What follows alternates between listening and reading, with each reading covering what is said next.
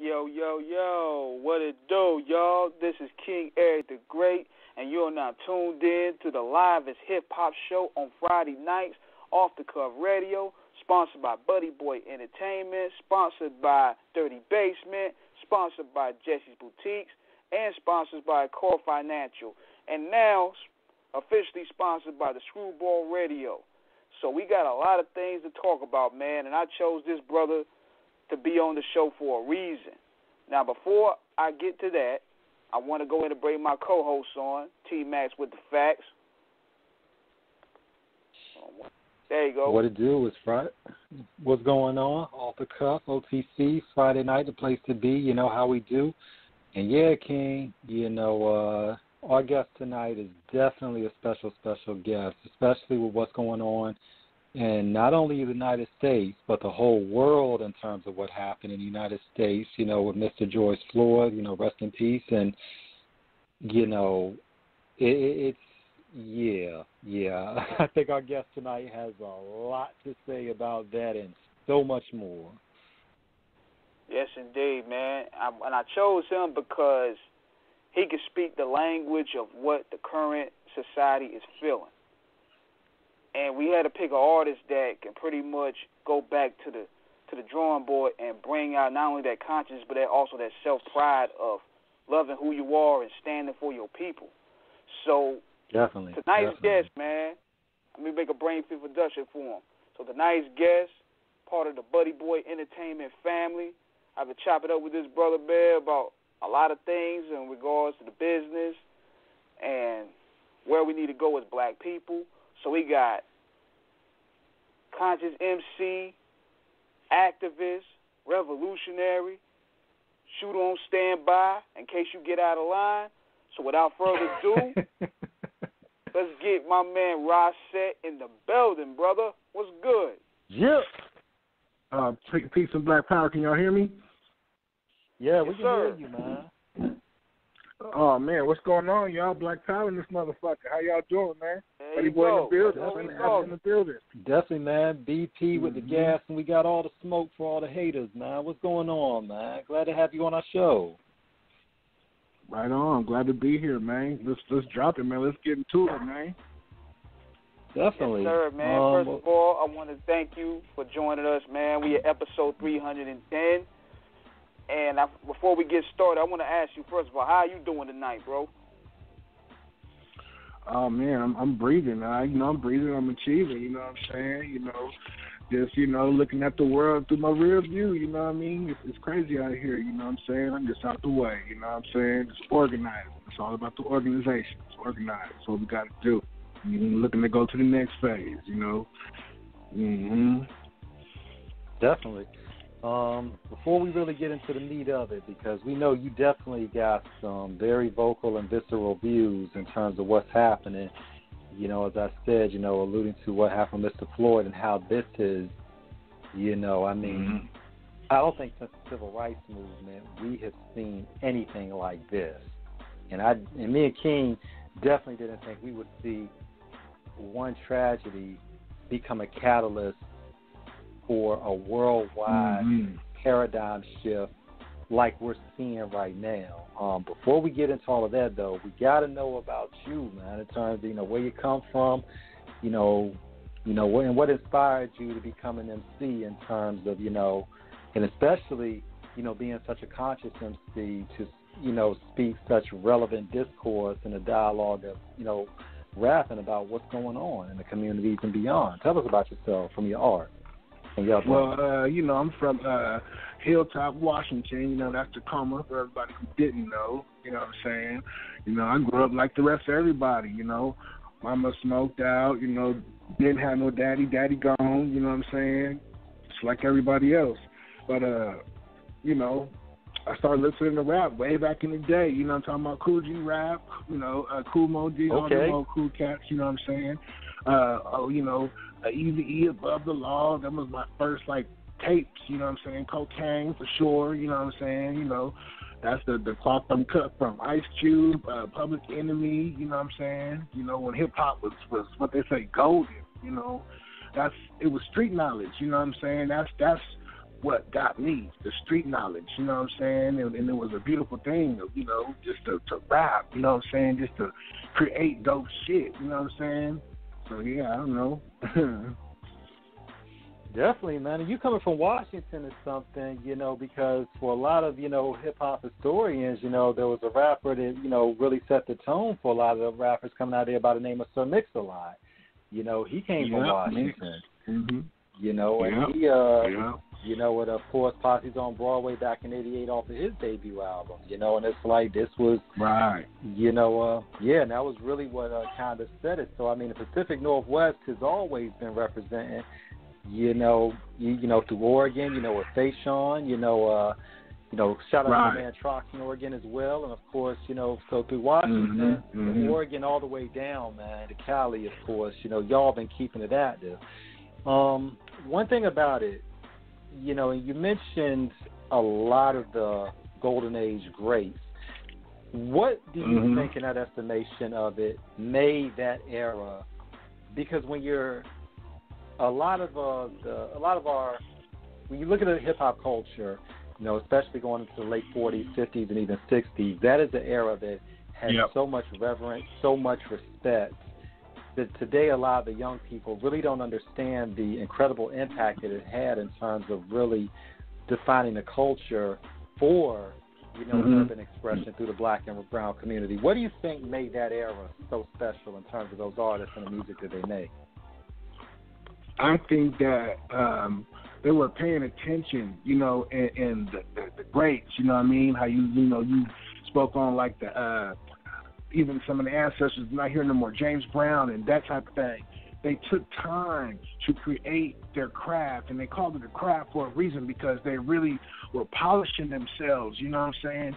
And so moving forward, the next generation of MCs to be cut from the cloth, where the DJs was cutting James Brown and different things, and we were rapping to it, we still respected the culture to take time to, you know, come up with crafty shit.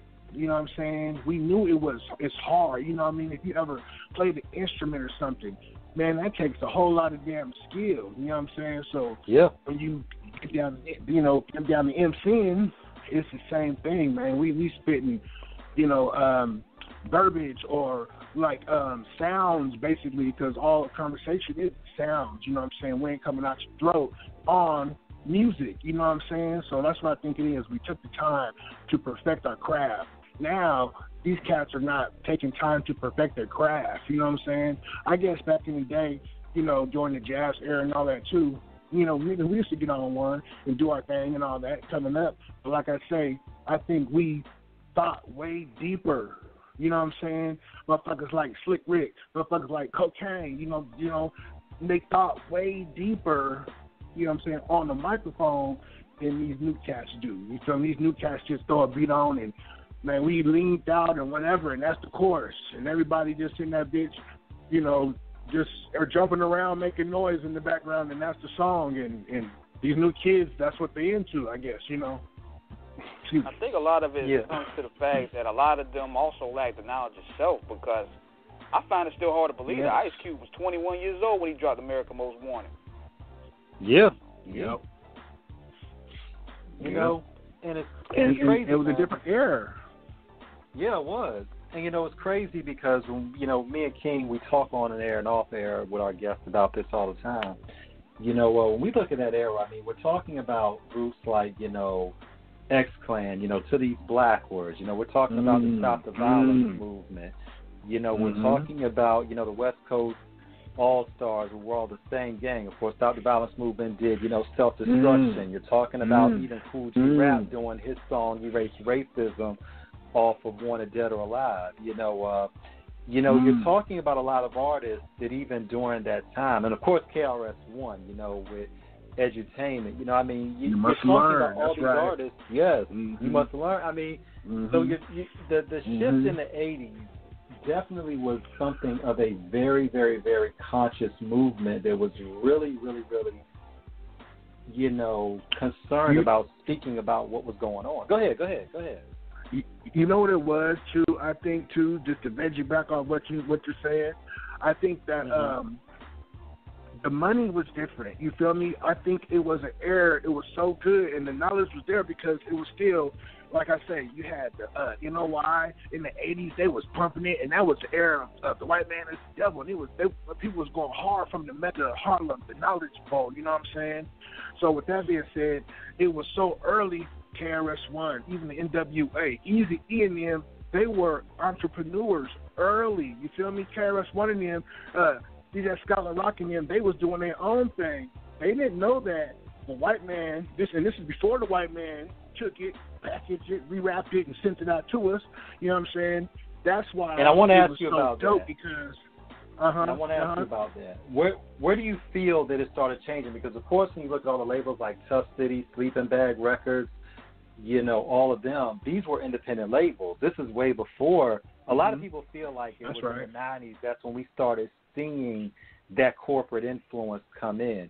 What do you think precipitated that in terms of where you had a lot of, you know, because hip-hop was, of course, along with rock and roll, which we invented. Shout out to Sister Rosetta Tharpe and Bo Diddley, you know, and Chuck Berry.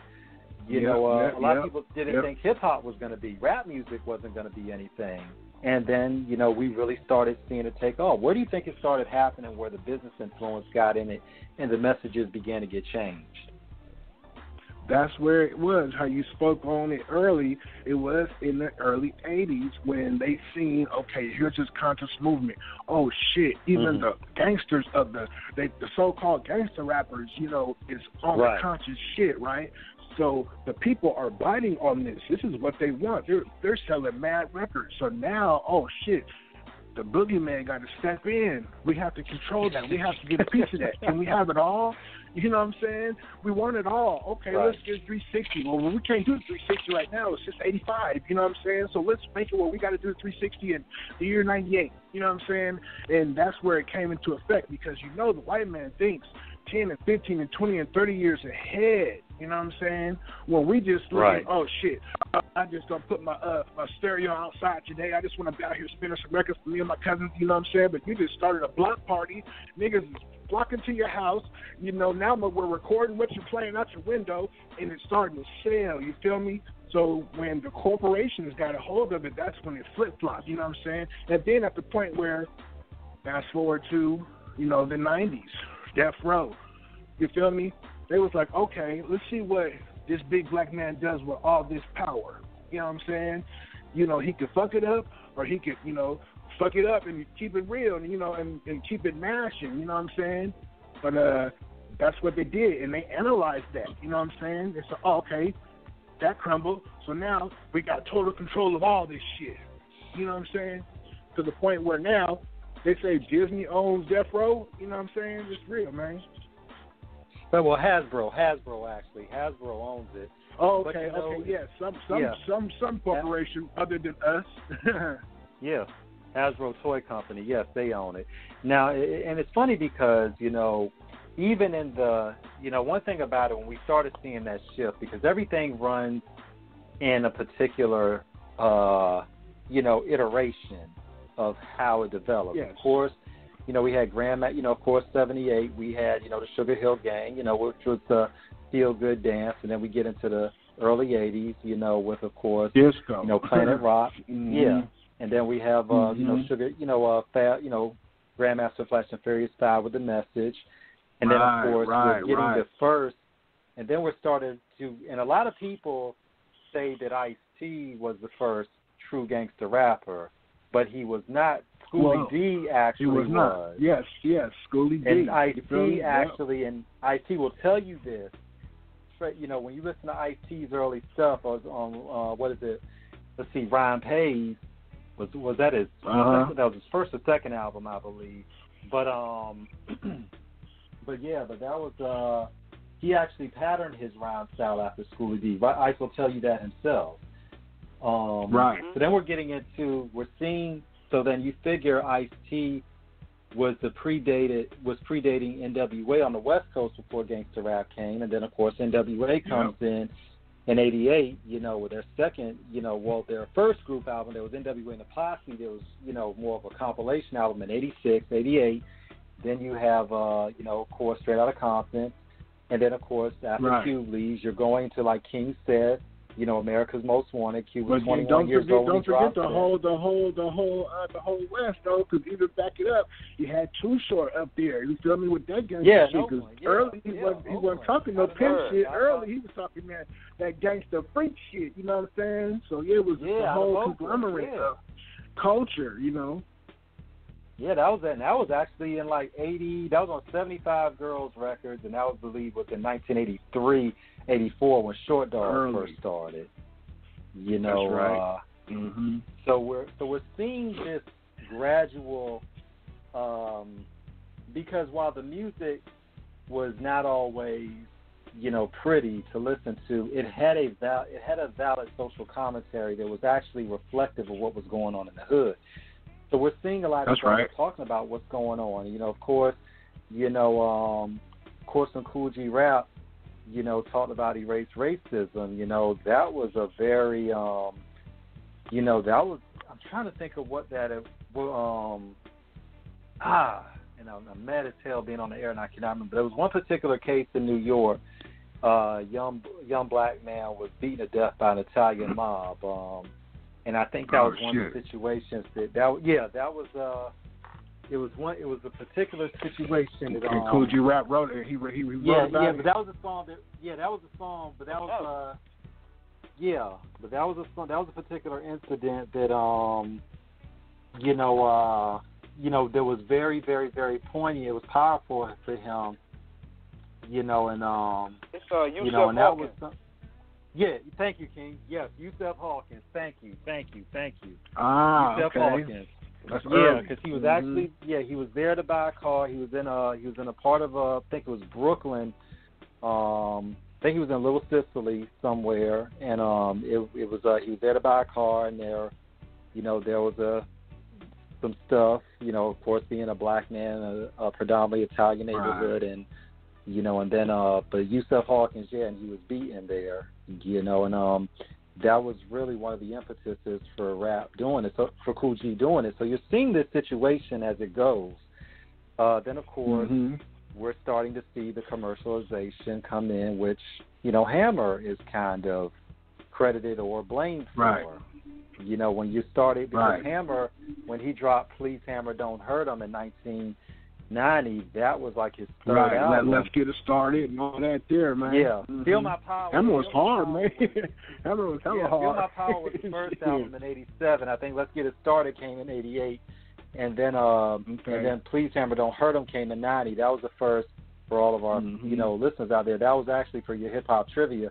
That was the first diamond album in hip hop history, selling over 10 million copies. But simultaneously with the success, this is where we started kind of seeing, you know, where the corporate influence started taking over slowly. Yeah, slowly infiltrating, and a lot of people said changing it, and where a lot of the messages, you know, were not as prevalent in terms of the, you know, Black Power movement, you know, the message, you know, conscious, the message.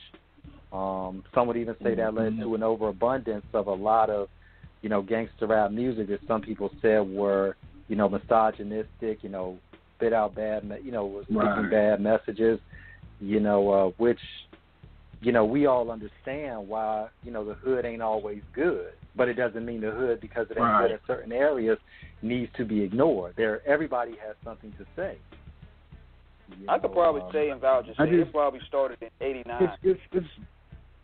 It's deep. It was in the late '80s, and it might even have been earlier than that, because I hear stories of, you know, rest in peace, Eazy-E, Eric Wright, you know, him going to the secret meeting. You know what I'm talking about? You know, being invited to the shit where they was talking about, you know, and it's an algorithm, man. It's deeper than rap. It's deeper than this music, but they just know it's the music itself, the beats and the drum and the guitar and the bass. But, you know, Eric Wright was at this certain meeting, and they were saying how they were going to let, you know, I guess this brother Eric just continue doing what they was doing, you feel me, and knowing that type of music was going to influence a culture, and then not even a culture but a generation, you know what I'm saying, and it was going to grow, you know what I'm saying?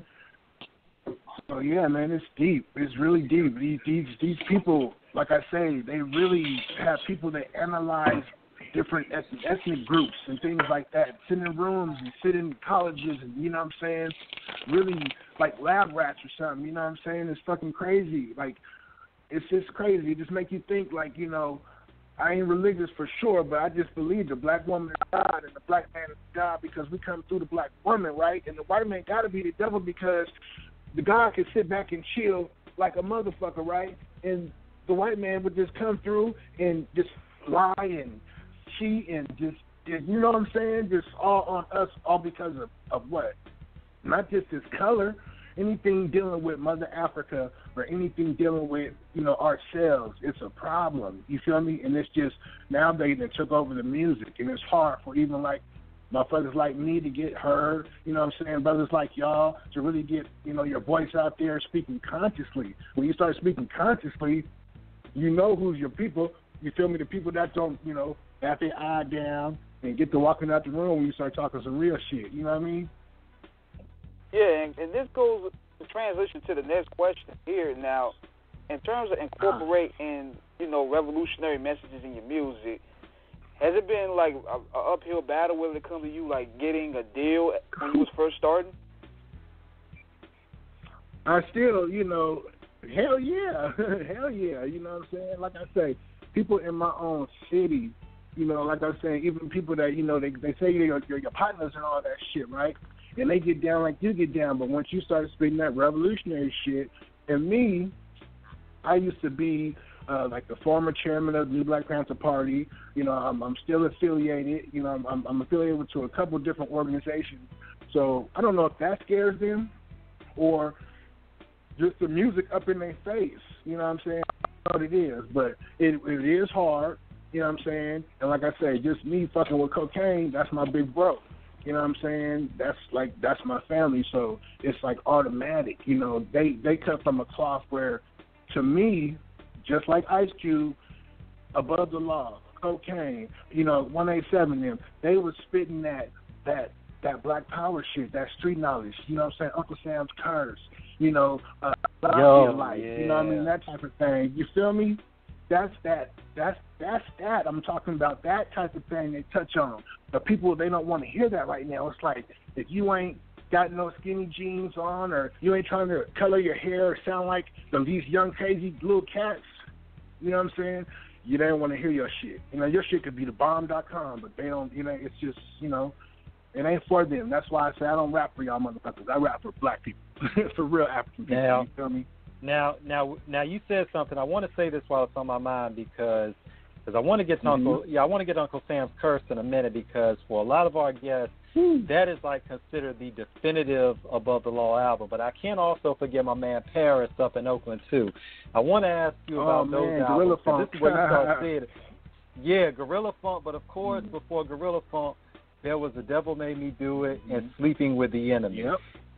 How did you feel about those albums when they dropped, in terms of when we still kind of, you know, when we still were kind of having that hard, you know, social commentary about, you know, American society? Well, you know what's crazy? I was a kid. You know, I'm just 41 right now. I was a kid when, you know what I'm saying, when them albums came out.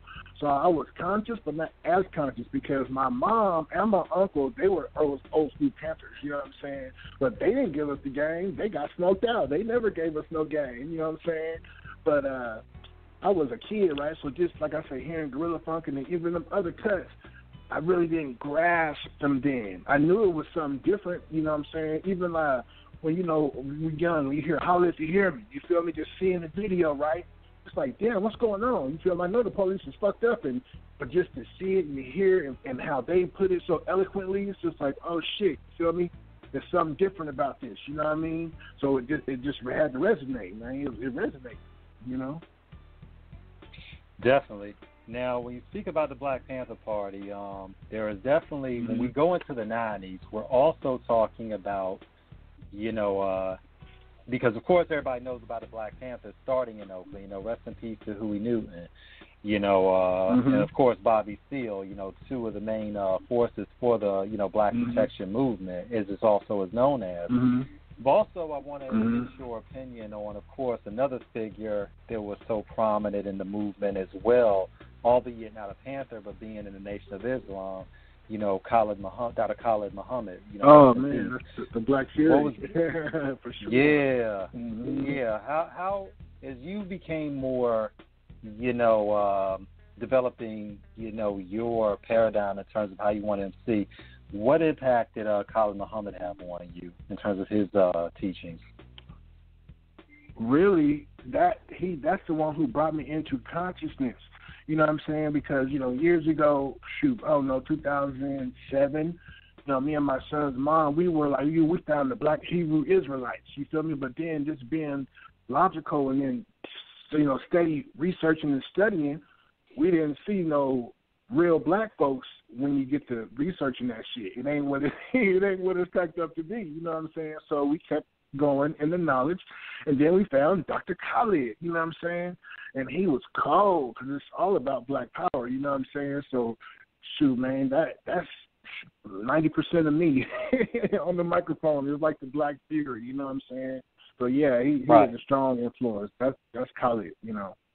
I put him in my music, you know, he's in my music. You know, at the end of my record, I got a record called Who's Listening, you know what I'm saying? And they got Malcolm on there, they got Dr. Khalid and Dr. John Henry Clark. You know what I'm saying? So, yeah, man. You know, it's real. Yeah, and it's crazy, man, because when we look at that era, because there are 3 albums, and me and King talk about this. To me, there are 3 albums that really stand in the 1990s, and especially going into the 92, 93 area, in terms of the politically motivated hip-hop, so, as much as we love the Chronic was a straight up, good time hood record. But when we talk about that's right. When we talk about the political commentary, there's The Predator, of course, by Ice Cube, and then we have Cam's Never Again in 1993. That's another one that was really, really, really resonant. And of course, 94 with Above the Law, Uncle Sam's Curse. Why is that album? That's right. So, why did that album resonate with you so much, and why does it resonate so hard with a lot of people? I think it was that blend. It was the magic. It was Hutch. It was Coke. It was motherfucking KMG, rest in peace. It was chaos.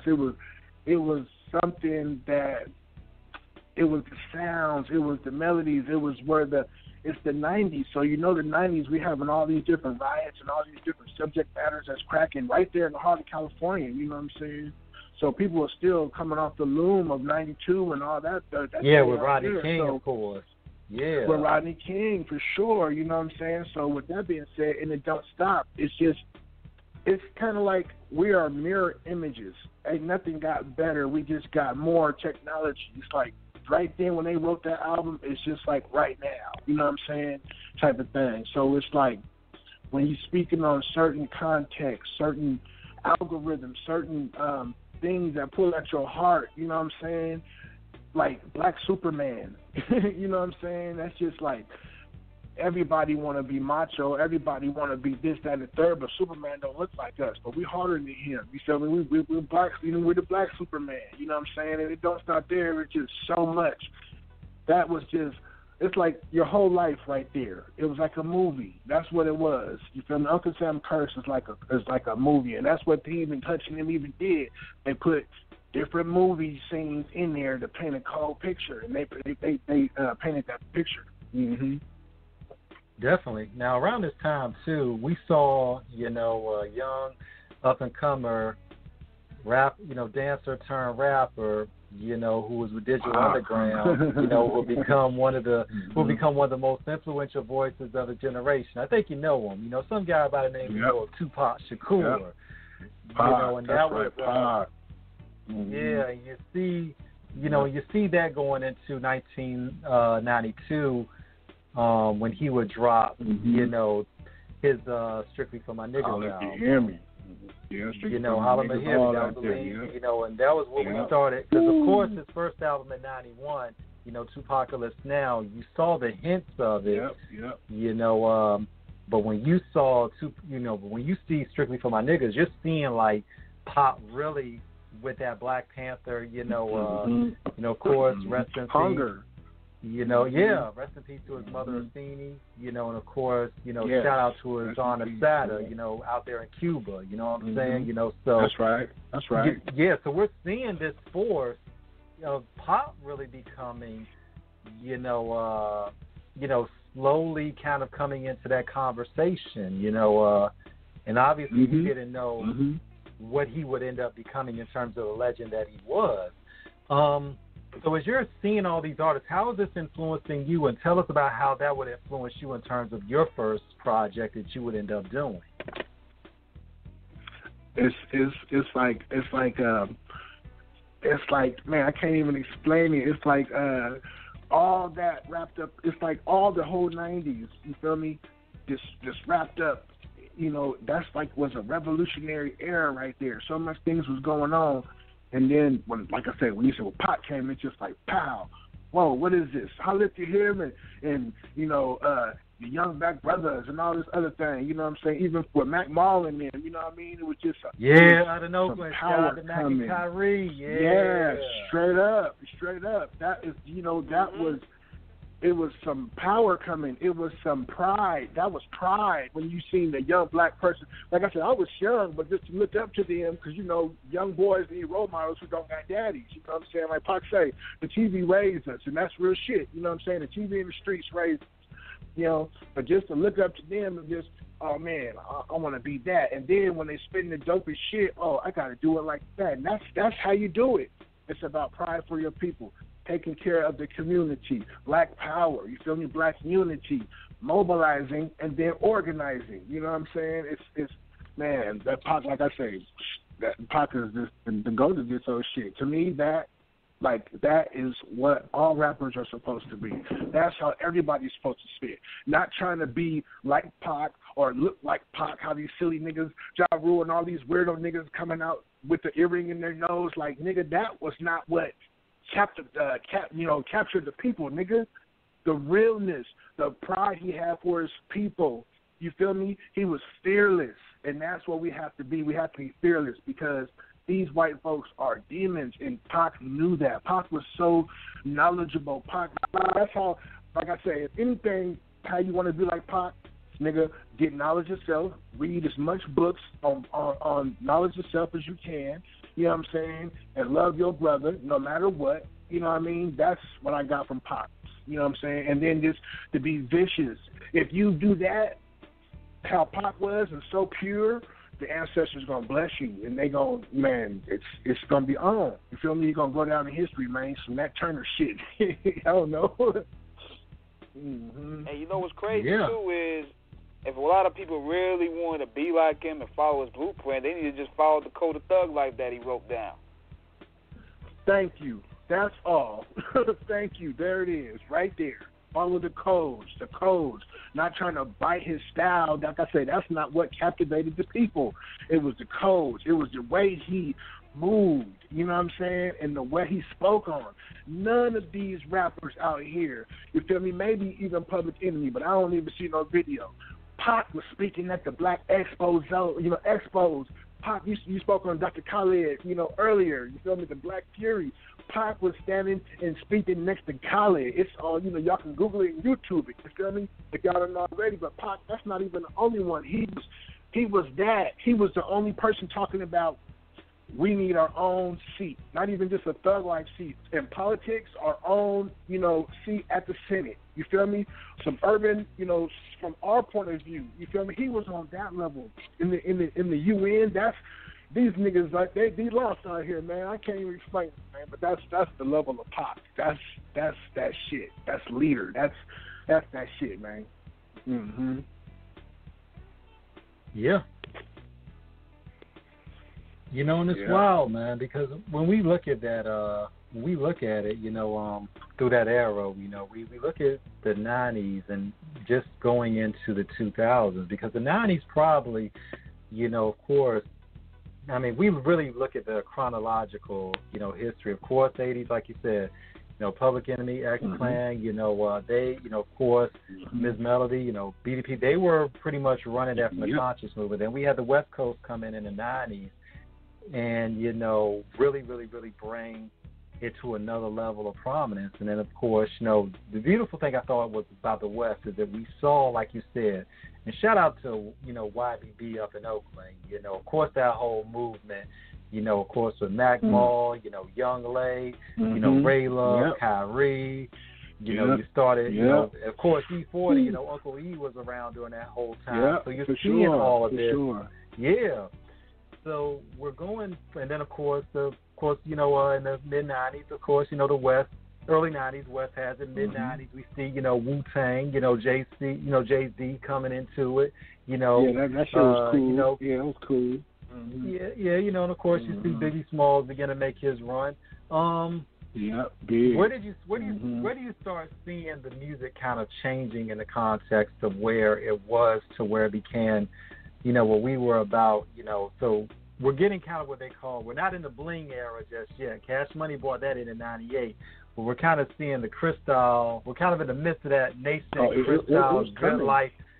Yeah, it was coming then, and that. What do you think? I would say it was there. They just didn't have no title to it, Okay. Interesting point. Well, and I say that because I remember back in the 90s and all that, early 2000s, right, when most of the artists, the independent artists that I know, you feel me, because we were messing with the same people that Master P, my cousin, Two in the Chamber, Ray Skin Black, Two in the Chamber. They were messing with the same people, Pen and Pixel. They was doing all the graphics, you know what I mean? So they was putting the bling on the artwork early, you feel me? Master P and all them, they was already blinging. These niggas had money, you feel me? Even early, when P was out on the West, you know what I'm saying, with the dates and all the Ice Cream Man shit, Yeah, for sure. We were blinging, but they didn't have no term yet. What do they call it? Lil Wayne or BG? Whoever made that term, bling bling. BG. It wasn't a term yet. BG, right. So they've been blinging. Just had to come along and hear that right beat and that right melody and they had to work. You know what I'm saying? And it worked, I guess. It changed the whole culture, But people been blinging. You feel me? Back in the days with Biz Marquis and like I say, Dana Dane and Slick Rick, they was blinging. They LL, that $15,000 five-finger ring, with the five. Thank you. There, you five-finger rings and things. So they've been blinging. They just didn't have no title for it. It was with the balling to he's big or whatever all the names was for hustler. You know what I'm saying? You know what I'm saying? But yeah, and then it was bling bling. Just the outer thing, I guess. I don't know. Now, do you think with a lot of, because this is where, conversely speaking as well, we started seeing where the money was becoming a little bit more abundant, and this was really around, because, the one thing about it in terms of the cars, and you had a lot of rappers, if you really were really if you were really doing it, and there was a few that were, but it wasn't as abundant. So we didn't see the rollies, and we saw the change. We didn't see the rollies come until later. And I'm saying this because this was still a situation where it wasn't really, it was successful, but it wasn't overly lucrative yet. Right. And we're going into this era now where we're seeing it begin to, in this 90s and the 95, 98, 99 era, where we're beginning, not even 97, because Jay was rocking it.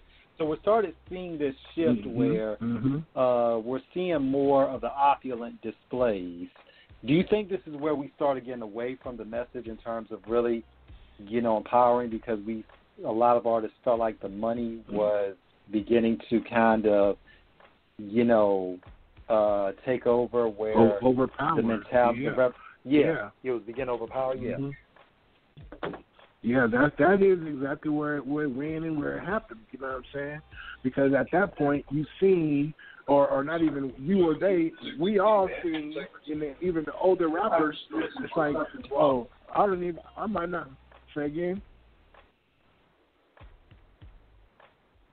Well, I was saying the older rappers, they might have been like, okay, well, I don't even rap like that, but now, they got to switch their style up, and that's even like now. All these cats switching their style up, trying to sound like these young boys. So rewind it, they had to switch their style up because, oh, that worked for him. Oh, it might work for me. Oh, that worked for them. Oh, it might work for me. You know what I mean? So you start seeing that, and it worked for some of them. So the message wasn't working. And I'll say this, too. The message got soft. You know what I'm saying? If you remember, and I'm not calling these niggas soft, but you know what I'm saying? The message went to more of a De La Soul, of a, Far Side, of a, that they call that what they call the eclectic rap or something like that, but they was like, oh, that's conscious rap now.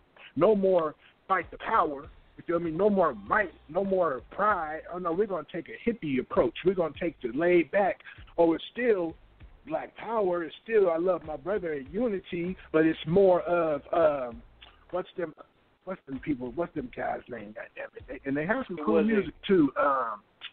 It wasn't man. It wasn't no call the white man the devil type music either. It was more so laid back and feel good. You can play it when you drive to the beach. Yes. Not talking about Arrested Development. Well, what's that one group? That one country ass group, and they was out there singing in the barn. Not the rap group, but oh man, why can't you think of their name? They had talking about Crucial Conflict. No, not a rap group. Not a rap group. They was a singer group. What do you say? Lord, I turn the business saying, signing out. Arrested Development. Arrested Development. You feel me? Not knocking them, but that is that's what was accepted as conscious music right there, because it was non-violent. It was not scaring these white folks. So we're gonna say, oh, the consciousness shift to that. Like I said, it was no more. Nigga, I'm about to fuck something up. When y'all done rob and shot up Pookie, we finna tear this shit up. Oh, no, we got to go pray about it. That's the switch it went to me. You feel me? It went to that. And then people was like, oh, man, we ain't soft like that. You know what I'm saying? We over here selling big old dope and doing this. You know what I'm saying? It's still, Black Power is still in the back of their mind. It's still here, but we over here in the struggle, not on that soft shit. You know what I'm saying? I think that's where it flipped to, and the consciousness, it just got sucked out. Because people was like, oh, no, you just a hippie. Oh, you can talk about it. You know what I'm saying? So, yeah. And it's crazy because during that time, outside of Rodney King, there was another tragedy in L.A., with Latasha Harlan, and that was, so we're still, and even going into the 90s, of course, with Amadou Diallo, which Bruce Springsteen wrote 41 Shots in tribute of, so we were still seeing going into the 90s, of course, Abner Louima when he was sodomized by the NYPD. You know what I mean? Yep. So we're still, so this stuff was still going on, but it wasn't as aggressive, like you said, in terms of the message that the music was bringing, because we're starting to see the corporate entities come into it, where we started seeing the $1 million. Well, we actually had the $1 million videos with Snoop when he did, What's My Name back in the day. That, I believe in Hip Hop Trivia, that is the first $1 million video. But you started to see more rappers eating good. Of course, I think Puffy was the first one to cop a Bentley. So now we're seeing all the good life. Cash Money comes in and ups the ante. So now we're in the bling era. Everybody, got the gold, the platinum chains, the diamonds, and we see that. It's a kill culture. It's a death culture. They'll feed you. You know what I'm saying? Let you get stuff big as a pig, you know what I mean? But they ain't going to let you teach you to do nothing to get you back normal, you know what I'm saying? And that's what we have right now. They fed them people like Puffy and all them, these big corporations. Here, take all this money. Here, Cash Money, take all this money, you know what I'm saying? Here, keep rapping, keep making that music right there, you know what I'm saying? It has no content or nothing at it at all. And that's what they know, you know what I'm saying? That's what's the saying? Come along to get along, that's what has been happening. You know what I'm saying? With the music. It's been coming along to get along. And that's they'll let you kill yourself. They'll let you kill your baby mama. They'll let you kill all your babies in your rap and all that old shit. You know what I'm saying? But once you say something about reading some Sheikh Anta Diop or something like that, they're going to be like, oh, what did he say? Something about Africa? You know what I'm saying? What did he say? Who is he? You know what I mean? They don't, it's they won't let you unite. like I say, unless you're united to do it, to go do a gang fight, to kill off your people. You know what I'm saying? But that's what it is. That's why they was, to me, giving all these different record labels all this money, because it was non-conscious music. Now ask yourself, Public Enemy, okay, they broke up for whatever reason, but what happened to the brand? You know what I'm saying? Why didn't they keep finding conscious rappers out of New York too? You know what I mean? That's the mecca of this whole conscious shit. You know what I'm saying? Why didn't they keep finding conscious people? You know what I'm saying? Like I say, the corporations was not going to keep feeding, like Dead Prez, for example. Dead Prez, they was on Tommy Boy. Yes. You feel me? I fucked with Dead Prez heavy. They told them to change your music. You don't need to be rapping about this. You need to be rapping about this and rapping like this and looking like this. And they was like, no, we don't think so. Fuck the radio. You know what I'm saying? And then next thing you know, they lost their contract and all that. They had to do it independent or whatever, however they was doing their thing. But that's just an example. You know what I mean? Yeah, and it's interesting, bringing them up because they really, really, really had the perfect blend, in terms of, that MC that they were so adept in terms of articulating it, but also getting that message across, and it was, I definitely, and they were critically and commercially acclaimed in terms of. What they brought by both, black and white audiences alike, and real right. hip hop has no color. If you fuck with the culture, it don't matter your color, you're representing. But the fact is, like you said, for business in terms of what it was, they weren't considered viable in terms of, I guess, what it was during that time in the 90s and early 2000s, where we're seeing, of course, Nelly's beginning to come out, Jay's still riding, of course, Nas is doing his thing, and it's still like, then we're, trap doesn't come in yet in terms of becoming a force. We won't see trap come in until right around 2003 when T.I. drops trap music. That's when we start. No, I believe that was trap music was 2002. Trap music was 2002, and I believe Urban Legend was 2003. That's when we start seeing the early stages of trap coming in. So it's not there yet, but we're still seeing where conscious is still kind of trying to make that impact. And of course, Paris is still making music. Sonic Jihad. Double XL still shout him out, crazy but we're cover, still by not the way. seeing. Yeah. Yeah, man.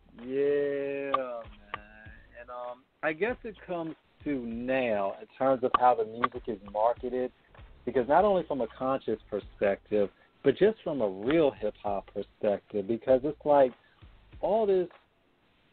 Everything that's the antithesis of what it is. We got guys like, Tekashi, thank God this other dude, New Age Jerk Boy, thank God his career was shorter than midgets with short dicks. I mean, it's like, I couldn't tell you. I heard of Tekashi, but I don't know who the other nigga you're talking about. I ain't never heard of. I don't listen to that music. I don't listen to that. I won't even. I got kids. Man, I'm glad I didn't hear it of. Yeah, he had a song called "Married to the Game," and he was wearing a wedding dress in the video, shoving an AR in his mouth like he was sucking the dick of the barrel. Okay, I seen a picture of that shit. Okay, yeah, that was New Age Jerk Boy, and we're so glad his career is dead. But then of course, all that not really died. Yeah, then of course we started seeing the snap rap, with Soulja Boy and all of them. So we started, of course, we're seeing the internet become a force now in the music, and I guess now with the marketing of it, and where a lot of artists, shout out to artists like the Locks, Davies, so many of them that still pretty much aren't on the radar as much from a, heavy ad, but they've also gone to pretty much start doing their own stuff promoting it.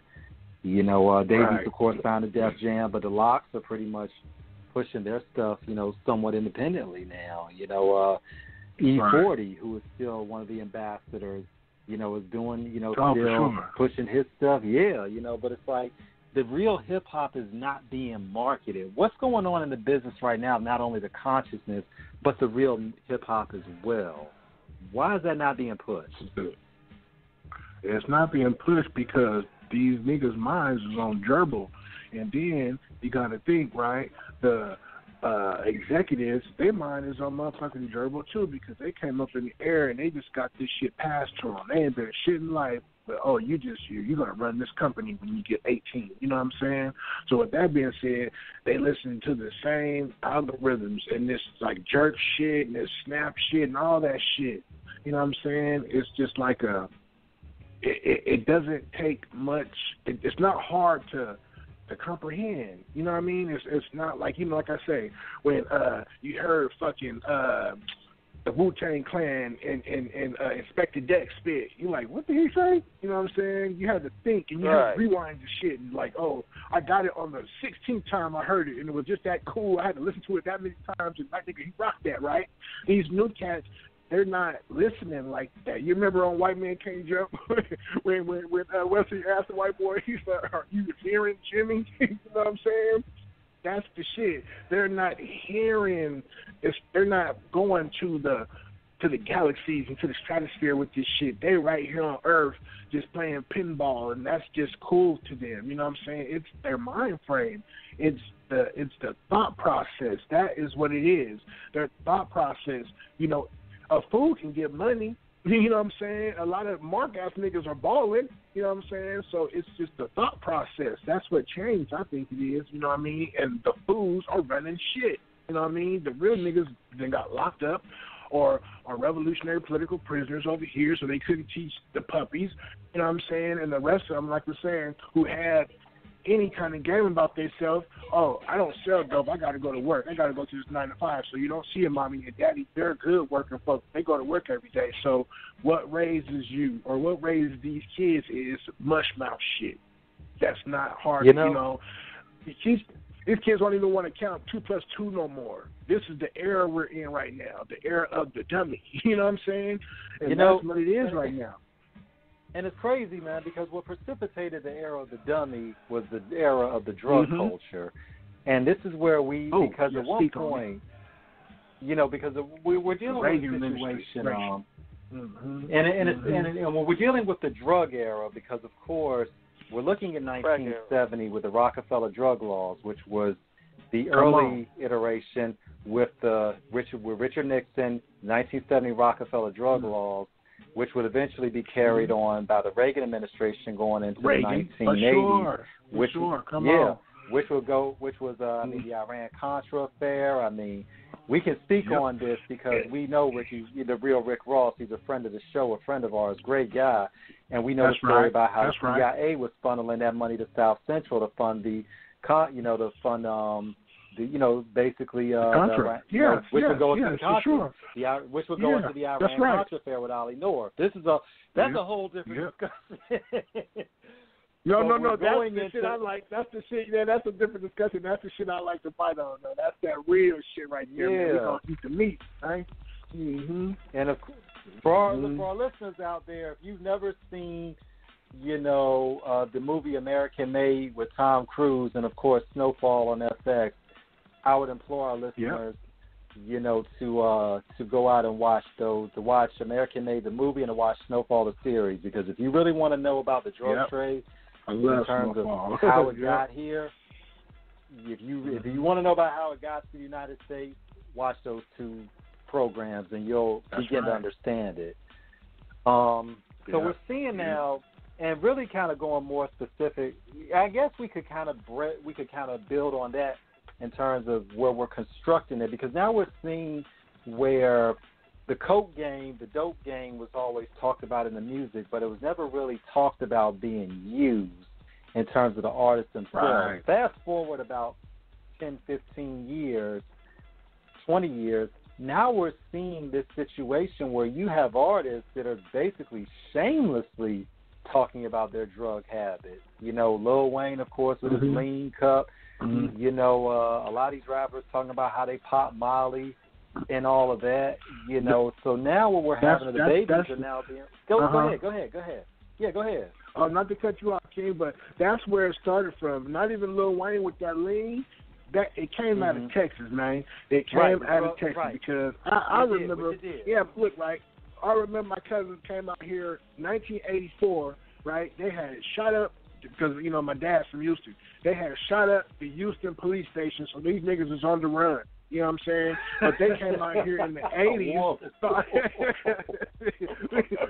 People was wild, man.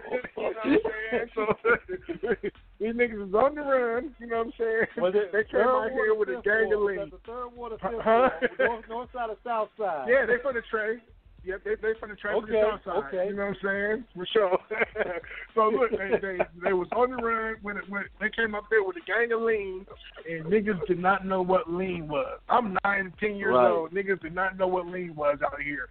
But that's the era when, and I love, like I say, I love Texas. You know what I'm saying? My people is from Texas, right? So that is the era that brought in this slow motion rap shit. You feel me? It was cool to be on lean. And then it just, you feel me? And then next thing you know, lean, we mixing the lean with this, that, and the third, with handlebars and this, that, and the third. You know what I'm saying? And it's cool. We rapping slow. Oh, you like my song? It's cool then to get on one. Let's get on one. We dropping. It's so cool that we gonna be all in the video, shaking and, you know, dropping and twisting the Sprite bottle up and down and all that shit. So that era right there, that is distinctively the era to me that drafted in the era of the dumb rap. You know, out the South. All that shit is out the damn South. You know what I'm saying? Right. And when I said Wayne, I wasn't trying to incriminate him specifically, but he was one of the people who was more predominantly known for having the lean. Although it did come, you know, but lean, a lot of people don't know this, as you said. And a matter of fact, a couple of years ago, you know what's my sad? class, I did it. Go ahead. Yeah, what? This what's sad about Wayne, right? And all these niggas. They advocate lean this, orange this, and you feel me? So much different colors and all this shit to change these things, right? But once that nigga Lil Wayne started having these seizures, right? He should have came out in these goddamn raps and say, "Oh man, that ain't the shit, man. That shit had me fucking up. Y'all chill the fuck out." You feel me? People's kids dying off that shit. You know, not to speak on the big homie, but The big brother DJ did his Big son. Mo. He was Big Mo, all them cats, Screw. Feel me? Now that was the action. Where is the response? They need to give it up. Like, oh no, this is bad for you, homie. We don't need to do this because it's like that. You know what I'm saying? That's just crazy to me, man. They need to be accountable for what the fuck is going on. You know? Yeah. And it's wild, man, because, you know, when we look at it, you know, in terms of how the music is marketed now, because it's definitely become way more mainstream than I think even what we would have thought 30 years ago was happening. So now we're seeing where not only from the black community, where we've always had so many issues, you know, of course, 80s it was crack, you know, which really, you know, just decimated at least 2 generations of black and brown in the community. And still now we're going into, still to this day, but what we have now compounding the drug problem. And, you know, and I preface this by saying this is not any shot to the gay or transgender community at all. We have friends, we have supporters from all sides of those communities. You know, but it's also a situation too where we started seeing what you were speaking on earlier about the, you know, the message of black power in terms of pride also became a question of black masculinity as well, and how that began you know, you know, in terms of certain fashions, you know, that we saw. You know, look, I'm 42 years old. I ain't changed my clothing style in 30 years. Well, 20 years, right? That's right. 25 years, you know, still baggy jeans, Timberlands, you know. So it's like, I and myself, just for my personal attire, I can't see myself wearing anything in terms of tight. There's a difference between fitting and then straight up tight that you catch yeast infections. That's right. Yes, for our listeners out there, men can catch yeast infections. Yes, men can. Do not let anyone tell you different. Yeah, yes, you're right. Yeah, that's right. Mm-hmm. You know, but it's like where do we start seeing this change in terms of the fashions where, you know, we started seeing the effeminate look, you know, the just where it was like we're trying to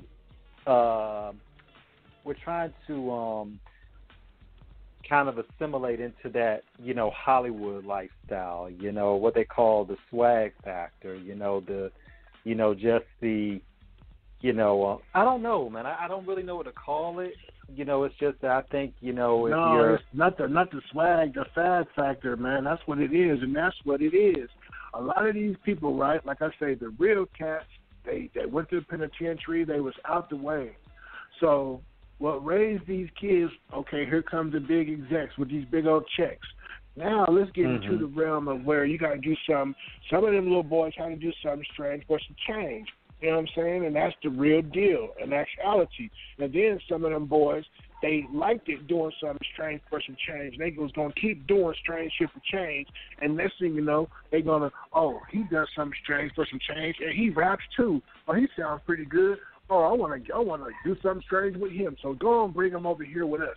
You know what I'm saying? And then, oh, he got a little fun boy too that he messes with that does music too. But the whole time, you ain't peeping their dress and how they get down, and you know the language that come out their mouth. You know what I'm talking about, calling blunts dicks and all this weirdo shit and kissing each other in the mouth and all that there. You know what I'm saying? Even mafia motherfuckers don't kiss them motherfuckers in the mouth. If you get kissed in the goddamn mouth by some of them true mafia motherfuckers, you can best believe you couldn't have a horse head in your bed.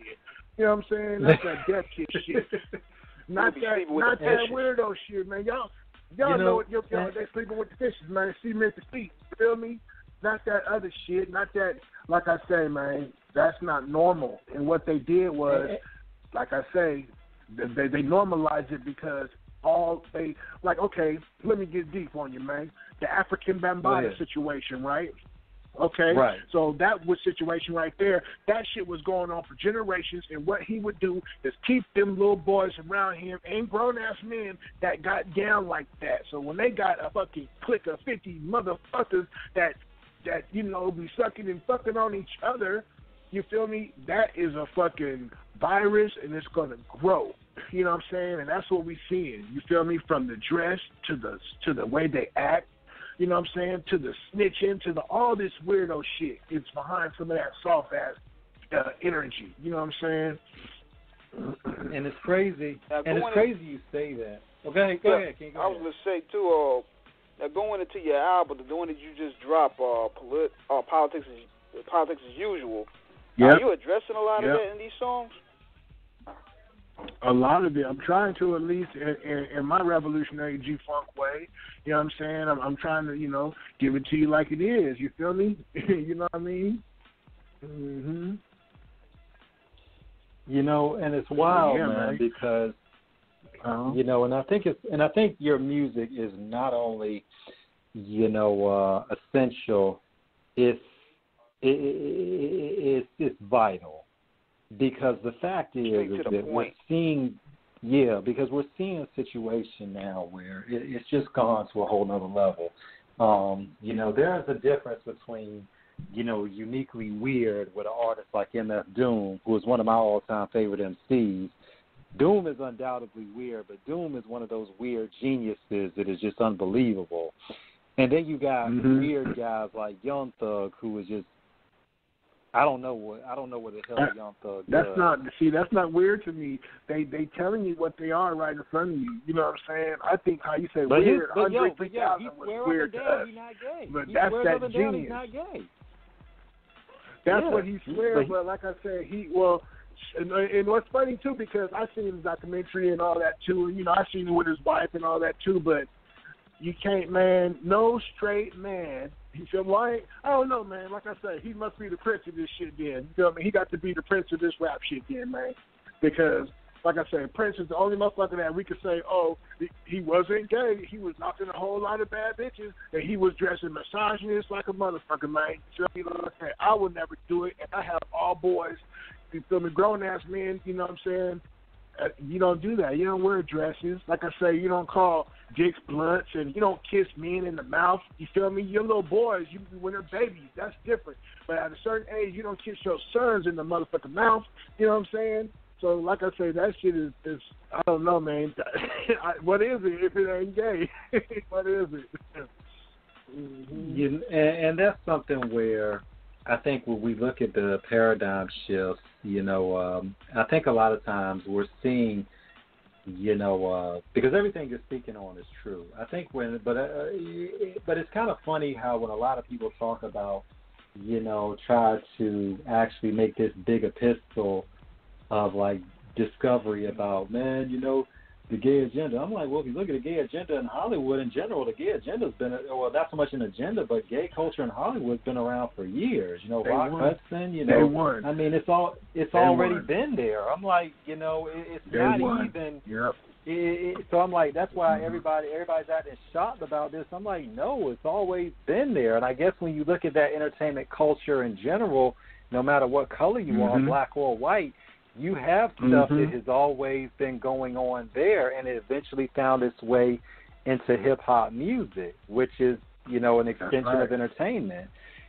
So I think it's something where, I believe that whatever you live your lifestyle in, that's who you are. Yep. We're not here to judge. But by the same token, if you're going to live your truth, be honest about who you are and stop trying to hide behind certain things, because real men. Mm-hmm. Right. Mm-hmm. But I think that's also a situation in terms of where hip hop has been rooted in street culture. When the situation happened with Bambaataa, I can speak about this now because it's out there. But I knew about that situation like 3 or 4 years before it actually became public. Because I have, the 90s, man. Yeah, yeah. So I knew about this before it actually became a public knowledge. I have a couple of good friends up in New York, and they had told me about this. So the fact was, but one thing about it when he was drummed out of the Zulu Nation, and there's one thing I did love that they, that a lot of rappers said about it. They said that basically hip hop, the culture itself will live forever, and there's more than one. Now, he gave it its name. Hip-hop, Bambaataa gave it its name, but in terms, he's not the person who defines, creates, makes rules, builds and destroys it. You have a lot of other people, KRS, Chuck D, Ice-T, Easy, rest in peace, Ice Cube, who, you have authors like Nelson George. Shout out to Nelson George. Michael Eric Dyson, who represent the culture, through their pen writing books. So you have people who are going to carry the torch for the righteousness of it without the perversion in terms of what was going on with Bambaataa. That's right. But I think now what we're seeing that has become a big concern is, the youth not necessarily understanding the history of the people that came before it. When you look at rock and roll, you never see any of these younger musicians telling these old guys, man, the Rolling Stones are washed. Rolling Stones are doing it 50-some years, and they still doing it. How are you going to tell them that they can't rock and roll no more? But you're going to tell a hip-hop, or you're going to tell a legend like Rakim or Kool G Rap or somebody that they not relevant no more. I'm like, these young boys, they get their ass kicked behind that shit. I'm like, how are you going to diss the pioneers? You remember what era they come from? They come from Generation Next. They come from the crack babies, and now it's a whole other generation of motherfuckers out here that's on some other shit. Those are their babies, you know what I'm saying? That didn't get no guidance, didn't get no respect, didn't get that talk, you know what I'm saying? Don't know their daddy, barely know their mamas, foster home babies, runaway babies, prostitute babies, you know what I'm saying? All that is what we're seeing right now. You feel me? The white man has done a job on our people, and that's what we're seeing. And then that's the difference between the rock and roll kids and our babies, you know what I'm saying? The rock and roll kids, they got structure, they got generational wealth. They know that it's hard to play a goddamn guitar to be good like that white boy right there, you know what I'm saying? And their parents, it's a different thing, you feel me? That's what I'm saying. Man, to get out this crazy ass rut, man, it's gonna take a whole another 800 years, you feel me, for us to be on top. They think that reparations and all this and the third is gonna fix us. No, as long as these crackers had us under their knee, is double the time it's going to take to fix us, man. Feel me? That's what we're seeing. That's why these young kids don't respect these OG rappers. You know what I'm saying? Like a lot of, you feel me, like Kokane, that's my big brother. That nigga's a legend. But we go places, and I'm like a pit bull. I'm like the pit bull. You feel me? We go certain places, and when certain people don't give him certain respect, I be wanting to fuck shit up. And he'd be like, he got to give me that talk. And he's a fucking genius. He give me that old man talk. You know what I'm saying? And it's just like, okay. You know what I mean? But it's about respect to me, man. And like you said, they're not respecting their elders no more. Not even their elders, but just people that paved the way before them. I might be 5 years older than you. I'm not your elder per se, but I paved the way, but you still don't respect what I put down. Like these motherfuckers talking about they better than Tupac. You feel me? And better than whoever. Like how, nigga, you just learned how to wipe your ass 2 years ago, fool. You know what I'm saying? It's just crazy, man. Yeah. Mm-hmm. And, you know, while we going there talking about this topic and everything, one of our peers, I did a video about this the other day, about Ice Cube growing his Jerry curl back. And he's going off on everybody, man. He's really, like, speaking his mind on dropping I love it. science everywhere, man. Yeah, hell yeah. Street knowledge, hell yeah. It's finest, man. Mm-hmm. Yeah, man. Now, yeah, that's what, like I said, it's Cube, man. He always been that nigga. He just had to go away a little bit and get that movie money, but he always been a pit bull. He always put consciousness in his movies, you feel me? All his movies had something to touch your heart, touch your spirit, your mind, body, and soul. You feel me? Like I'm saying, like a Pac spirit. You feel me? That's that revolutionary spirit. And man, I don't know, man. Now, in terms of what we're seeing with the political climate right now, and especially with the social climate, I mean, we are, you know, what happened with George Floyd has ignited something of the world that I think, you know, even white America had to wake up to. Because this is something we have been saying for years. We've been saying this really since before slavery. We were saying this after slavery. That's right. We were saying this in the 50s. We were saying this in the 60s. We were saying it in the 70s. We were saying it in the 80s and the 90s. That's right. And now, you know what? This is where we're at. Go ahead. They, you feel me? Because like I said, I didn't organize, and we didn't organize, so we ain't out there like all these people. They have to be careful, man. You know what I'm saying? It's a real thin slope, and I say that to say this. We don't know what these white folks is doing, right, with this pandemic, with these riots, but we do know this. You know what I'm saying? A lot of these different organizations, 30 I might add, have bussed their white counterparts and people into these certain cities, you know what I'm saying, and are part of protesters. They're part of these protests, you know what I'm saying, antagonistic groups, per se. Like the first 3-4 nights in Indianapolis, right? The mayor came out, even I want to say with the police chief, and they said all the hundreds of people that they had arrested in that first week, none of them were from the state. You know what I'm saying? They all were bussed in to do dumb shit. So we have to notice this. Yeah, Brother Floyd was the catalyst, but for what? You feel me? If we don't be careful, like I live out here in Seattle. I work right in the heart of the shit. You know what I'm saying? So Trump, he talking about if Seattle can't control their people, he gonna stick the army on them. Okay, that's like, you know, major type of thing or whatnot. You feel me? But maybe that's what it is. We already were under a state of emergency from this weird-ass pandemic. Don't nobody know where the fuck it came from, right?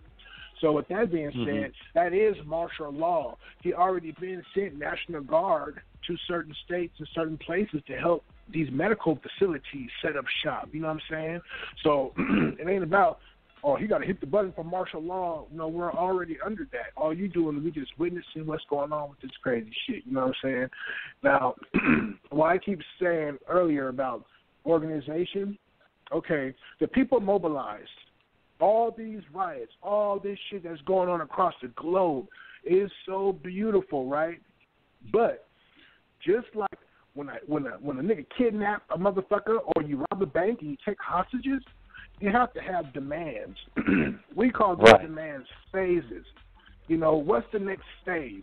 What do you want to happen now? You have the world's attention. You have the whole world's ear. So what do we do now? Do we create different laws? Like right now, they're talking about how some of these states, the police states, say it's now you can't do the chokehold no more. Okay, that's a start. But now let's really go into some goddamn Senate houses. Let's really go create bills. Let's really go change bills. And all these hundreds of thousands of people, I know, you know, are y'all familiar with Andre Taylor? Yeah, I might be. Y'all may know him as Gorgeous Dre. You know, he used to be one of the legendary pimps. You know, back in the day. Yeah, pimp stuff. You feel me? That's my good friend. That's Andre Taylor. He lives American Pimp. Yeah, he's an American Pimp. Yes, sir. Yes, for sure. That's Dre. That's Dre. He has totally turned his life around. Right? He is a activist for our people now. You feel me? His brother, Shay Taylor, rest in peace, had got murdered by the police, Seattle police, 3 years ago, right? So out of that, he started this movement called Not This Time, right? And literally, we already, and it's been in law for about, I want to say, maybe about a good year now. But we all petitioned, and we only needed 250,000 signatures, right, to create this law that we created, and we passed in federal legislation, and it passed, and it's called the I-940 law, and that is holding police accountable. That is organization. We mobilize, meaning hundreds of people we can get together, we can mobilize. Like even right now, me, you know, and the other brother, we're right now mobilizing on this show. You feel me? But the organization comes with what we're going to do after this show to keep promoting and getting with each other and networking, right? And that's what we did, like I say, and we passed. We created a law, and it's the first one of its kind. Y'all can look it up, you feel me, I-940. But that's what we need to do, and that's what the hundreds of thousands of people need to do across the globe, across the country, is let's really put the fight to the politics. Let's go change some shit. Let's hold these people accountable, not just the police, but the politicians, the mayors, the city councilmen. That's where it starts too, is local level law. People keep talking about vote, vote, vote. You know what they're doing? Puffy and all these motherfuckers talking about holding the black vote. God damn it, we're going to hold our vote and not fuck with these federal people, because the federal vote doesn't count for nothing.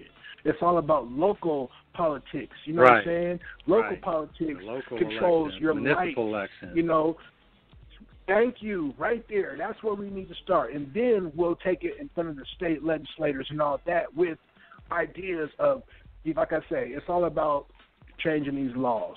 Until then, and then say we get to the promised land, and we think the promised land is, we got 20 laws changed, so this shit's going to work in our favor. And when we get there, it doesn't work in our favor. Oh, God damn it, let's turn up, because what is there else for us to do? You know what I'm saying? Now, what is there else for us to do? Now I want to ask you a question, and we're about to tip some sacred cows here. What do we do about the hoteps that are leading our people astray with false information, telling them about, you know, because we already have an issue with a lot of us who don't know a lot. And between the three of us, we know a little bit. But there's still a lot of these naysayers who talk about they're for the cause, you know. That's right. But they do not have any type. Like Dr. Umar's and all them, the polite and all them. You say names, man. You know what I'm saying? We drop well, bombs like hell. I can say this about Umar. I can say this about Umar because I went off on Umar a couple months ago on a show about what he said about Kobe, which I thought was irresponsible, and I called him out on the show that it was irresponsible what he said about the Illuminati. That was irresponsible of him to say that. But yes, but there's a lot of these YouTube personalities who talk about how they're pro-black and they're this, bastion of black wisdom, where they're more like bastards who are brainless and nothing, because they have no type of, there's a difference between speaking something and then speaking on something because you actually know what you're talking about. And, that's right. This is part of the issue, what you said earlier about how with us, in terms of it would take us 800 years to get ourselves right, because we have so many of our own people that are led astray by a bunch of false, pseudo scholars. That's right. Say it, pseudo scholars. That's right. They swear up and down that they know. I'm like, they talk about the Illuminati. Okay, all right, okay, we know secret societies exist. That's pseudo. Yeah, but I'm like, and yes, the Illuminati. If you look historically, the Illuminati does exist. But the reality is, when we're looking at a whole situation of what goes on with secret societies, because anywhere you have wealth, privilege, power, and influence, there's going to be people that get together we don't know about, and that's the trick. We don't know what's going on because we're not in those circles. So I want to ask those individuals, how do you know what's going on and you're not even in those circles? But you're going to make a YouTube video about you know about these things, about all these, the clandestine agendas, this Blue Beam project, they're going to inject us with a microchip. I'm like, how do you know that? We already might be microchipped. No, that's something they read. And what's crazy, we might already been microchipped. You might be, like I said, we're in our 40s. We might have got microchipped when they took us away from our mama, talking about, we're going to go in here and, clean up the baby or something like that real quick. Who knows? Right. Every shot we had, every tetanus shot, you feel me? Like I said, to me, that is pseudo, because what's the microchip going to do? Blow us up? You know what I mean? Like when we do kicking up this revolution, go hit that button over there, Jim. Don't blow the shit. They're gonna shoot everything. So we gotta hit reverse right now so we can blow them up. And then that's right. Then they try to use a lot of pseudo religion talking about how it's the mark of the beast. I'm like, okay, what does God and the devil have to do with technology in terms of the microchip? I'm like, I'm trying to find this correlation. I'm like, because when you ask them about it, they can't never tell you. They haven't. They're crazy. The mark of the beast, like I'm saying, they don't even know what the mark of the beast is. That 666 got something to do with your DNA, man. You feel me? Nothing to do with no mark or no beast. You feel me? It's a difference between having faith and then really knowing what, like having a fact or having a faith. You feel me? I want to know facts. I don't want to go off no faith. Exactly. Oh, I believe this. We're going to research. We're going to get primary evidence, or the most primary evidence to this era and this time, that the scholars and everybody deemed our people worthy of. This is what we're going to go off right here. 2 + 2 = 4. You could say 2 + 2, or you could say 1 + 3. 1, 1, 1, 1, 1. You know what I'm saying? That's a 4. And we're going off that type of thing. It's a collective, peer-reviewed truth. You know what I'm saying? Not something somebody believes. God is coming cracking the heavens with 144 motherfuckers riding on horses in the sky. Like, come on with that, Jack. We down here losing while y'all niggas on the moon playing with the aliens. You know what I'm saying? And what makes it dangerous and irresponsible for our community is there are so many of us, and I guess because me and King, I guess we're already 1 foot in it, we might as well jump in it completely. When we look at a lot of these situations for the plight of our people and what we legitimately have endured, in terms of what we have survived, rape, murder, lynch, torture, enslaved, and we still have risen and achieved, succeeded, invented, and are still, existing in excellence. Godly.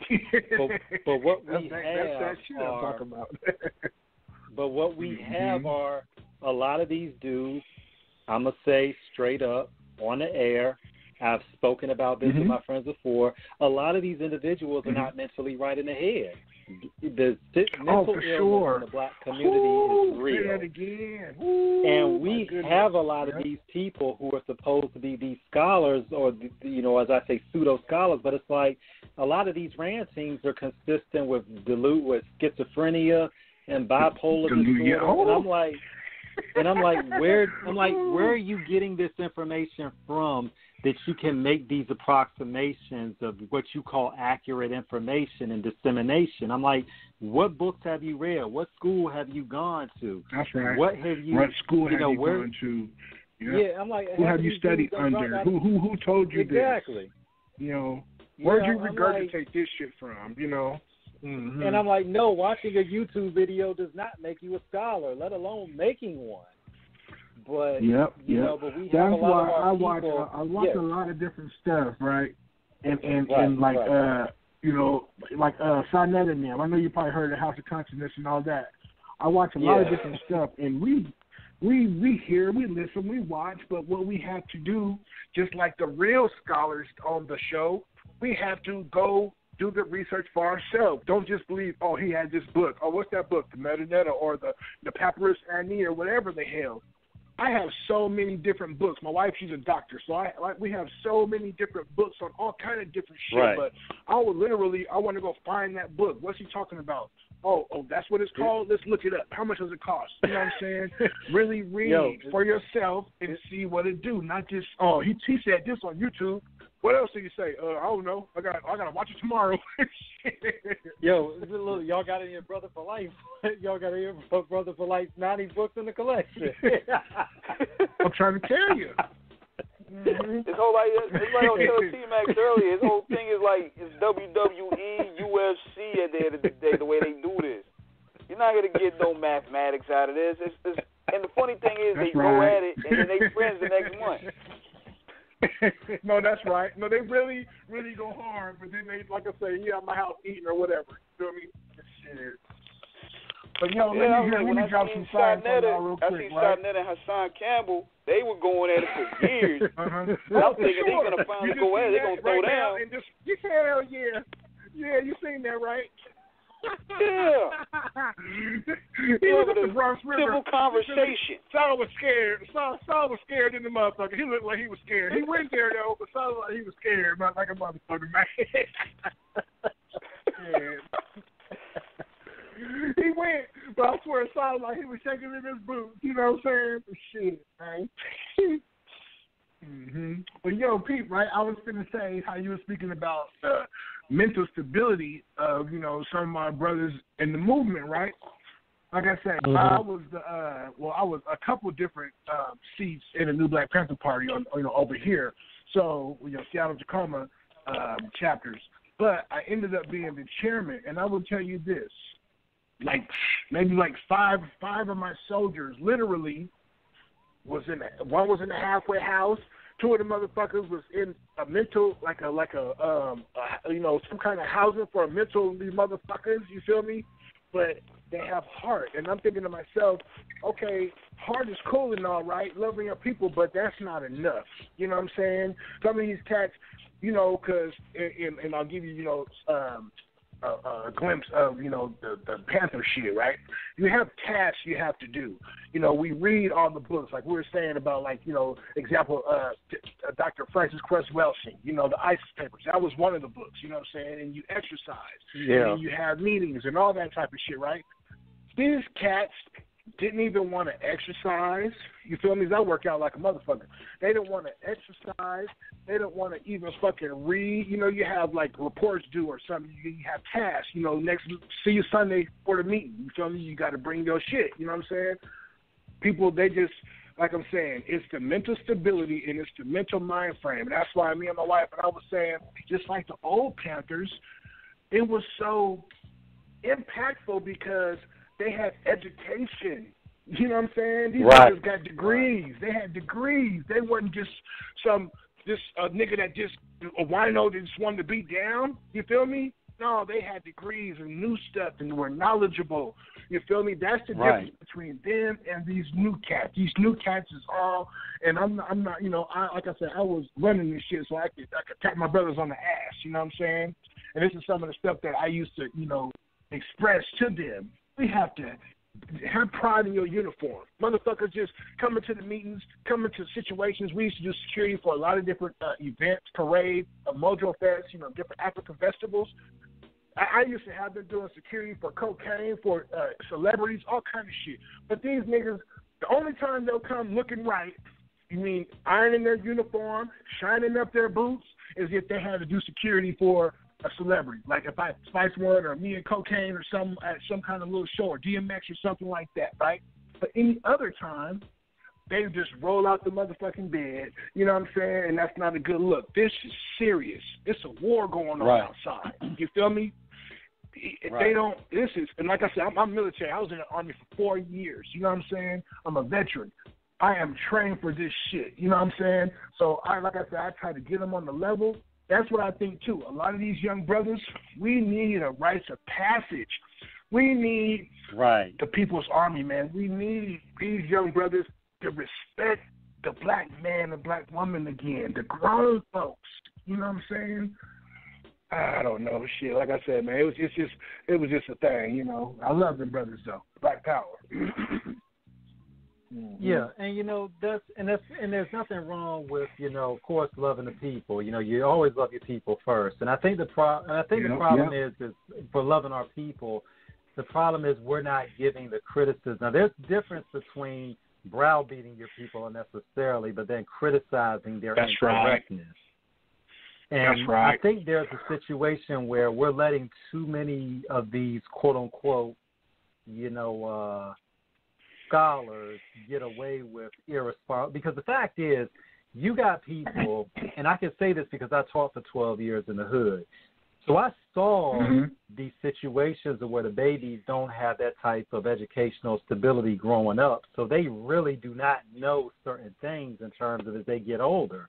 If you have a child that has not had that root planted early to grow from the seed that evolves into a root that grows into that tree with all types of limbs of learning and knowledge that can spread outward for a garden of geniuses for future generations, you're going to have a weed of wretchedness, wicked, evil, amoral behavior that is going to contaminate any and all environments that it comes in contact with.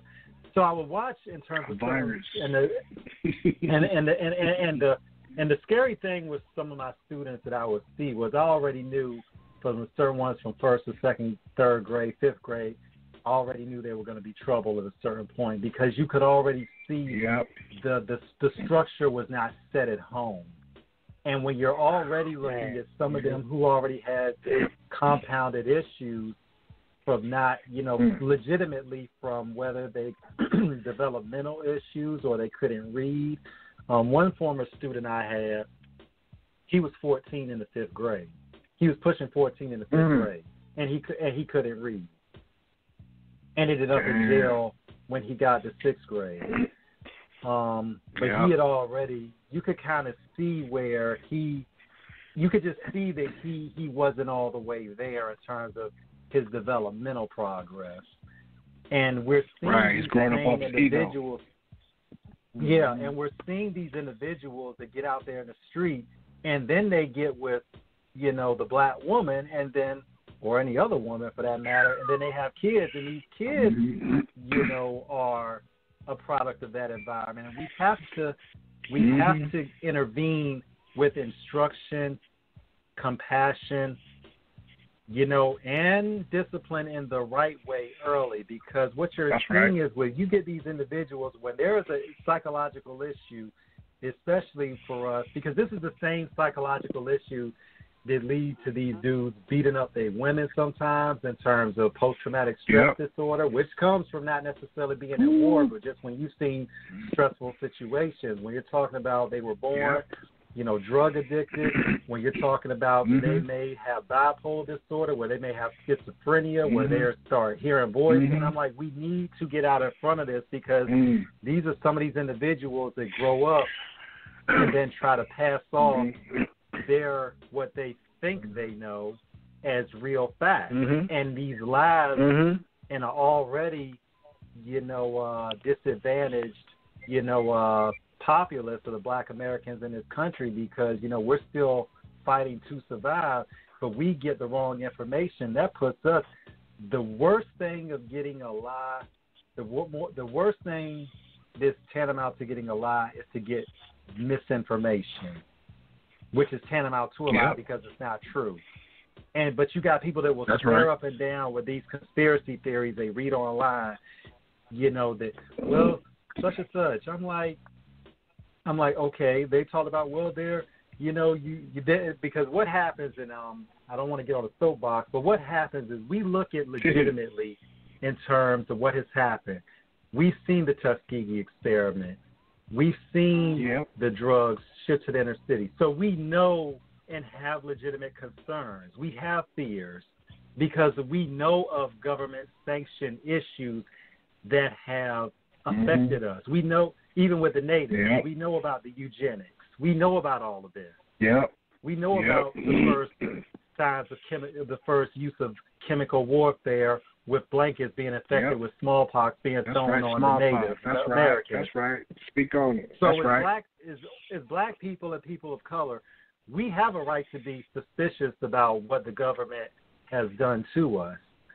But that doesn't mean because of suspicion that we just believe anything that is going to cater to a narrative, because before there is any belief, you need facts. But sometimes the problem is you don't need facts because people make their feelings facts. This heads up. That's right. Facts Ego. are not feelings.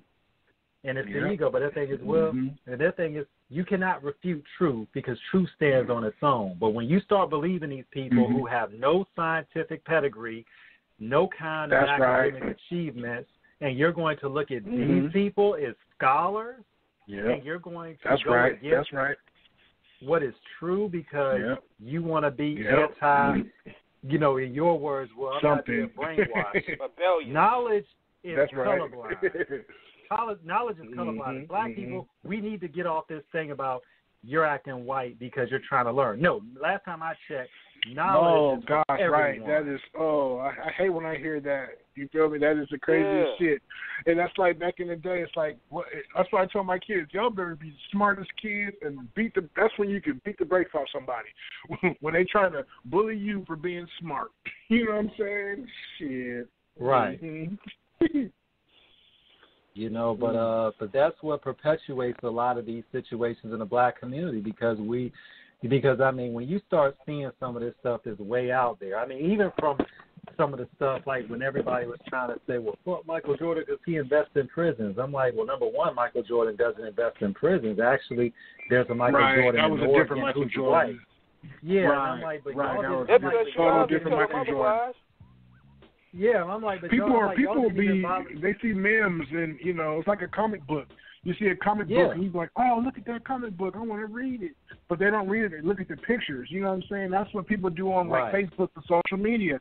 They see a meme or they see something that somebody they trust shared, you know what I'm saying, and then they just go with it. And that's the bullshit that went viral. You know what I'm saying? It's just like that's not the same Michael Jordan. So, that type of thing, But my thing is, dude, I'm like, I'll be asking these people, did y'all know how to do y'all research? I'm like, did y'all even, or was it the fact that y'all just wanted to, because there was a prevalent name attached to it, y'all just wanted to sensationalize it because you want to make it look like, I think that's the problem I have with the situations about how the lunacy in our community gets spread because nobody wants to be correct. Everybody just wants to be the first to just say that they know something that they think nobody else does.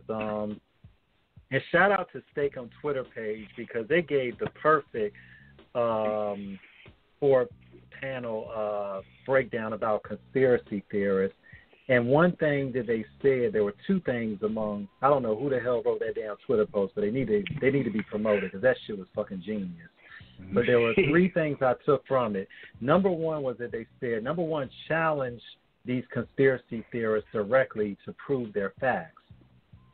Number two, people fall into these conspiracy categories in terms of being these theorists because these are usually the outcasts who feel ignored. And three, people like to run with these crazy theories because they want to feel like that they have some type of intimate knowledge that they feel privileged to have, that they think this is so exclusive that they know it, but then everybody else needs to know it. And I'm like, you know, when you're dealing with uplifting, with community building, with village, you know, empowerment, you have to make sure that that infrastructure is built on intelligence, not ignorance and irresponsible logic. That's right. Thank That's you. right. Logic. On logic. Yes. Logic. Yes. Yes. Yes. I get passionate about this, as you can tell. I get passionate about this. No, that's reality. Those dudes have voices. That's why it's like we gotta. It's like a battle for the truth because those guys have some strong followings. Thank you, King. That's right. Yeah. Yeah, that's real, man. And he got 60,000 followers. He got to move. You know, man. He don't even leave his house. Yeah, right. Real keyboard scholar. Real. But they get like that. But I think more than anything, that's why what you do is so important because you're giving the people the medicine for the mind to be the balm for their brain in terms of what they need to learn and massage it to where they understand understand logic. Because for what we need to be prepared for from all sides, because we're seeing these, as we see the world shift constantly, we need to be, in the words of the immortal Bruce Lee, we need to be like water. We can be calm or we can crash. That's right. But we have to be fluid. We have to be able to move as everything moves. But if we stay stagnated, then because of some, type of old belief or tradition or just a lack of education, we can never evolve. And to evolve, we have to have education because if we don't evolve, we perish. Because we cannot adapt. Lack of knowledge for real. Yeah, your music is the epitome of exercising that knowledge and logic that we need so much. And we cannot thank you enough for your contribution to the culture, for what you do, keep bringing that consciousness continually and perpetually. Black power, black power. Yes, black power, you know what I'm saying? And most importantly, man, we got a little time, love, but the thing is, man, we just keep doing what you're doing. Just thank you. Just thank you so much for what you do. Yeah, I appreciate that for sure. Like I say, it's a hard road, and that's one thing. I do the shit for you. I do that shit for like-minded brothers and sisters and people that know what white supremacy is and know that we need to build our culture. We need to build our nation back. We need to find a nation, you know what I'm saying? We need to start somewhere, you know what I mean? There's so much things that we need to do, and we're not going to see it, and it's beautiful that we're seeing all this different change or whatever we're watching right now. But I believe it's going to be like the 6th, 7th generation from now. It's going to be our great grandkids who don't even know that we exist. You know what I'm saying? That's going to see what we trying to put down right now, you know? That's the truth, man. Definitely. Yep. But I'm going to keep mashing. I'm going to keep mashing. Yep. Man, we got about 5 more minutes to spare, man. So to close this show out, man, we would appreciate you joining us and chopping it up with us. So you can go ahead and plug your social media, where to find the album, all that jazzmatazz. Okay, well, my IG, y'all can find me at Rasset, and that's RASET 23. That's Instagram. You can find me at Christopher Rossett Busby on Facebook. I don't really fuck with Twitter like that. Let me see, what else? My album, I just dropped the album a couple weeks ago, Politics as Usual, as you were saying earlier. That's everywhere. You know, every social media, digital platform, it's all over the place. You know what I'm saying? So just, like I said, Apple Music, whatever platform you could think of, the music is there. You just go in there and type my name, RASET, Politics as Usual, and you're going to see me with it's the American flag on there. That's the bullshit cover, y'all. I'm gonna let y'all know that right now. I got a cold ass cover. You know, these white folks, they look, literally they gave me so much hassle about the original album cover. That's the one you see with me with the Panthers, you know, standing on the American flag. You know what I'm saying? You got the KKK hanging in the background. You know what I'm saying? Me wrapped in the RBG, the red, black, and green flag. That is the original cover. So like I say, they had to give you all that watered down shit because, you know, the people who's in control, they didn't want to, you know, offend nobody. I'm trying to offend everybody. I want to shake the bees high, you know. Like, yeah, man, that's what I can find. I'm like, Khalid, man, I'm trying to really, that's the idea with my music. I want to shake up this shit. I want to, like I say, how Pac was saying how, you know, we picking the lock and we coming through blasting. Oh, no, nigga, we in the house tearing shit up now. You know what I'm saying? It's really going on outside. Yeah, we in the house now. We ain't picking the lock no more. Pop, we done got what we tried to come get. We in there slaying master. You know what I'm saying? So, yeah. Word. Definitely, man. But that's one thing about it, you know, the truth, you know, like I said, the truth will always stand on its own, but we need people to speak it and not be afraid to speak it, most importantly. Mm-hmm. Gotta have a heart. Martin Luther King said you gotta die for something. Yeah, like they said, a man who can't die for something will fall for anything. You That's know, right. So, but definitely, man. You know, so as we close it out, man. You know, Ross, we just want to say thank you so much. You know, you got the welcome mat to come back anytime. You know, love to build with you some more. You know, but definitely, man. You know, Black Power, power to the people. You know, Carpe Diem, seize the day. You know, already. You know, whether for our ancestors of Nat Turner, you know, Toussaint Louverture, Dr. King, Malcolm X. Right. You know what my man Trey D said. Sir. Was it my man Trey D said in Eastside? He said we love Martin, but we respected Malcolm because he didn't give a fuck about the outcome. Right. About the outcome. That's right. That's real talk. Shout out to Trey D. That's a big bro too. Yeah, man. Yeah, it's real, man. Yeah, I appreciate y'all, man. Yeah. Yes, indeed, man. I'm going to still keep in touch with you, bro, because we're going to have some more interviews set up for you, possibly coming this coming month. Yep, hit me up, my brother. Hit me up. I'm here, man. Yep. Thank y'all. Definitely. Thank you again, man. And note, we up out of here. All right. Yep. All right, Black Power. Yeah.